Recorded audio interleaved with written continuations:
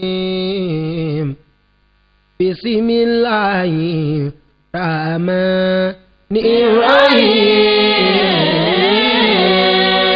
الرحيم ولنبلونكم بشيء من الخوف والجوع ونكس من الأموال وأنفس وثمرات وبشر الصابرين صدق الله مولانا العظيم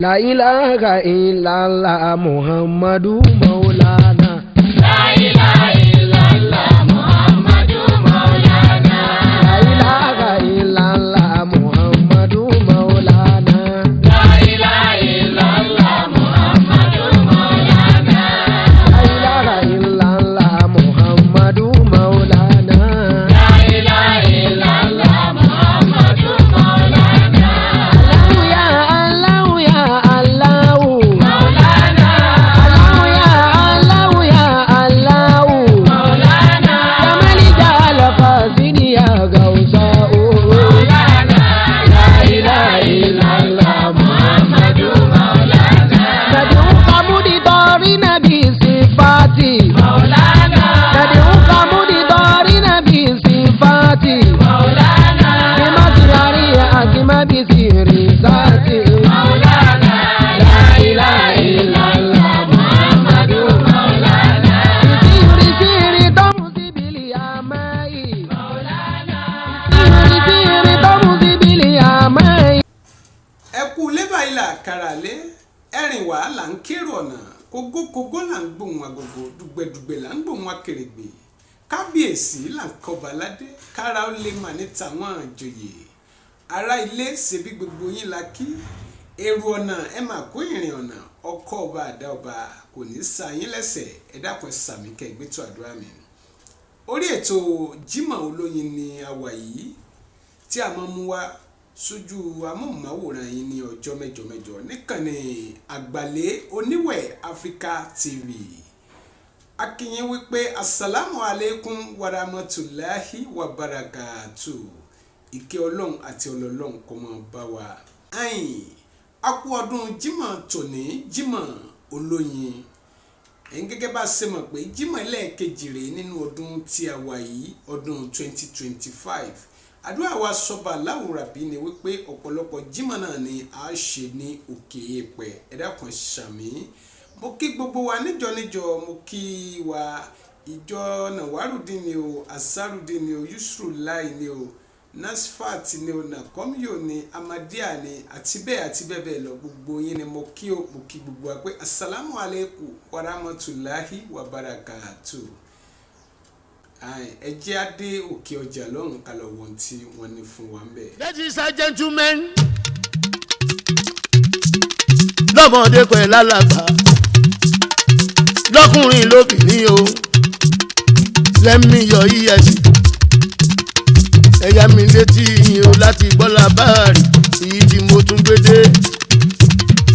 ẹ tẹ́tí ẹ gbọ́rọ̀ mi o ẹ tẹ́tí ẹ gbọ́rọ̀ mi o.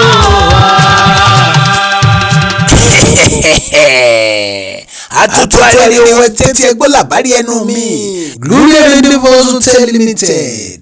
àyè ìkàlẹ̀ sí àdúgbò Engineer Ògúndìjọ Street beside Layer Spring Hotel along Iwo Road Òṣogbo Ọ̀ṣun State. àyè yìí wà fún títà yàrá tí ń bẹ́ẹ̀ lé lógójì wọ́n sì tún ní extra 2 plots of land for parking space. àwọn ìwé tó jẹ́ ní ló báàkì ẹ̀ títí dórí sí ọ̀fọ̀ survey plan payment of receipt àti bẹ́ẹ̀ bẹ́ẹ̀ lọ. fún àlàyé lẹ́kùnrẹ́rẹ́ ẹ lè pè sórí ẹ̀rọ ìbánisọ̀rọ̀ yìí 07061147506 tàbí 08033974551. ẹ tún lè pè sórí 07033451398 àbí kẹ́ ẹ kàn sí àgbàlẹ̀ property investment and estate manager limited tó kalẹ̀ sí 39 Ajíbọ́lá Alábí memorial shopping complex Kọ́láwọlé street Òṣogbo. ẹ káàbọ̀ padà property tí ẹ rí àwọn àwòrán rẹ̀ yẹn ó wà fún títà. Ẹni tí ó bá nífẹ̀ẹ́ sí láti rà á ẹ kàn sí wa, ẹ lè pe olúléeṣẹ́ wa náà, a máa jẹ yín níhò. Àwọn ìwé tó báàkì property gbogbo ẹ̀ ló ń bẹ ńlẹ̀ ní sẹpẹ́sẹpẹ́ títí dórí sí ọ̀fọ̀, gbogbo ẹ̀ ló wà ńlẹ̀. Àwọn àyè tó dáa gbogbo ẹ̀ náà lẹ ti rí báyìí. Ẹ pè wá, ẹ lè pè sórí nọ́mbà yìí lẹ́ẹ̀kan sí 07033451398. ẹ ṣe àdúpẹ́ o tí ń bá wa darapọ̀ níkànnì yìí Àgbàlẹ̀ Oníwẹ̀ Africa TV. Àdúpẹ́ pé òkun, àdúpẹ́ pé ọ̀ṣà, àdúpẹ́ lọ́wọ́ yín o. Ọlọ́run ọba àdúpẹ́ fún yín lọ́lá Ọlọ́run ọba Ànábì wa Muhammad sallallahu alayhi wa sallam.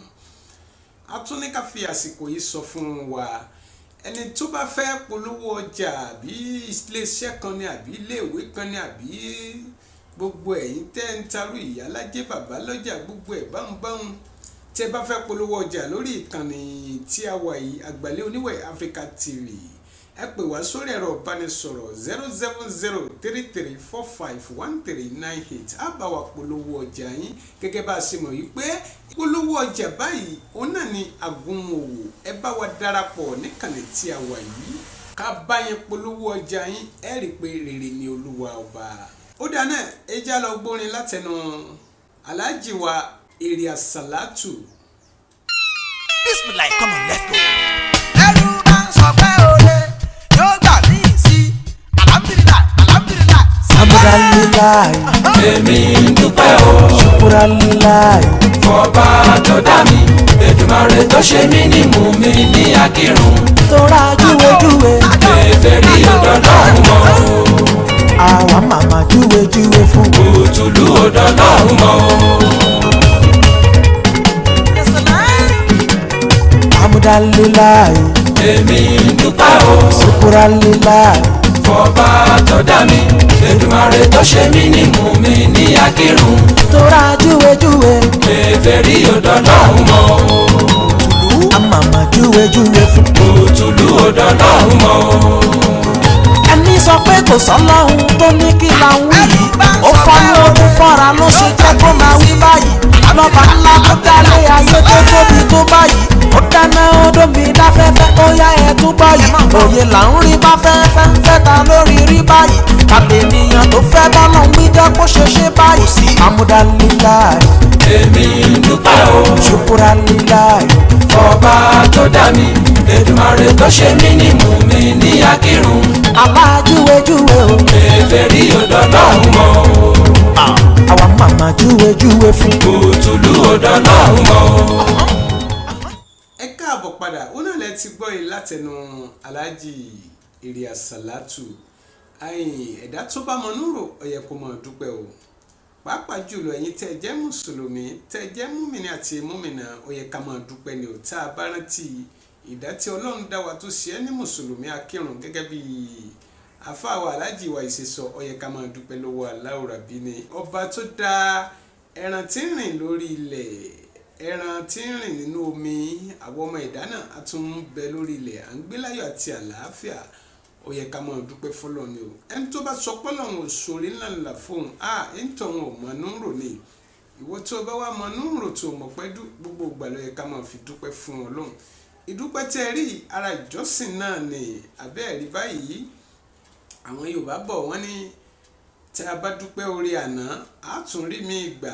Bẹ́ẹ̀ náà ni Ọlọ́run ọba mi àlékè ọlá sọ wípé ẹni tó bá ti dúpẹ́ o á tún ṣàlékún oore fún un. Bẹ́ẹ̀ náà ni la fi ń dúpẹ́ fún Ọlọ́run wípé alihamudulilayi alihamudulilayi alihamudulilayi rabbil alamin. Tọ́ ẹ má gbàgbé pé ìkànnì tí a wà yìí náà ni Àgbàlẹ̀ Oníwẹ̀ Africa TV, orí ètò Jímọ̀ Olóyin náà ni a wà yìí. A kí àwọn èèyàn wa lókè lọ́hùn-ún, gbogbo àwọn ọmọ mùsùlùmí tí wọ́n ń bẹ ní ìlú èbó lọ́hùn, a kí yín o, a kí yín o, a kí yín lẹ́ẹ̀kan sí i. Àjíǹde ara kó máa jẹ yín. Ìgbà míì tí ń bá tún ronú lọ sàá máa tún máa dúpẹ́ fún Ọlọ́run ọba Allahu Rabbi fún àwa tí à ń bẹ lórílẹ̀‐èdè Nàìjíríà ń bí yìí, pàápàá jùlọ nílẹ̀ Yorùbá tiwa ń bí. Ẹ̀yà nífọ̀kànbalẹ̀ tó pọ̀ ká sì máa dúpẹ́ náà ni k'Ọlọ́run bá wa ṣàlékún ìfàyàbalẹ̀ wa náà látàrí wípé gbogbo ẹ̀ là ń gbọ́ káàkiri àgbálá ayé bí àwọn ẹlẹ́sìn kan tàbí kejì bí wọ́n ṣe ń kọjú ìjà síra wọn. adúpẹ́ ńlẹ̀ Yorùbá tí wá ń bì wípé irú rẹ̀ ò wáyé o, irú rẹ̀ ò wáyé bẹ́ẹ̀ ni nkàlùkù ńlọ tiẹ̀ ni ẹlẹ́sìn mùsùlùmí wọ́n ń ṣe mùsùlùmí tiwọn láyọ̀ àti àlàáfíà, àwọn ẹlẹ́sìn kìrìsìtẹ́nì àwọn náà gbajúmọ̀ tiwọn, bákan náà ni àwọn ẹlẹ́sìn kan àbáláyé àwọn náà kọjúmọ́ tiwọn, kò sí gbọ́nmi sí omi òtó ká máa dúpẹ́ náà ni ọba tó dá wa bẹ́ẹ̀ ó mọ̀ ní nǹkan tó rí ó yí Ọlọ́run ju ẹ̀dá lọ, àwa ọmọ ẹ̀dá dámọ̀ la máa ń gbìjà ẹ̀sìn Ọlọ́run tí ẹ̀sìn ń wo kò sí gbìjà ọba àṣì yóò wú ni tó bá wù Ọlọ́run ó lè ní kó jòórọ̀, bákan náà ni tó bá wù Ọlọ́run ó lè ní kó òun yọ ọba àṣì yóò wù lọ́bọ̀ Ọlọ́run aláwòrán bí ẹni tó bá ti wá ronú kan lọ́run bá ń táwọn ṣe náà ni ká máa dúpẹ́ lẹ́yìn ọpẹ́ náà tún ni lẹ́yìn ọpẹ́ náà tún ni alihamudulilayi alihamudulilayi alihamudulilayi rabbil alamin.